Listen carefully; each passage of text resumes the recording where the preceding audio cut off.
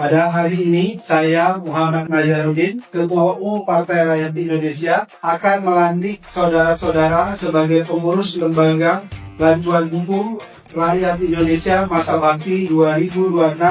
Apakah semuanya bersedia?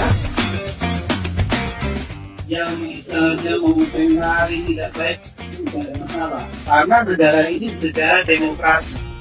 Di negara demokrasi, siapapun boleh mengkritik, tapi di batas normal-normal yang wajar. Tidak boleh sampai melakukan hal-hal yang tidak baik, apalagi sampai melakukan langkah-langkah mantap. Maka itu, Partai Rakyat Indonesia mengambil langkah-langkah ke depan untuk membantu pemerintah dan rakyat Indonesia membuat LBH rakyat Indonesia.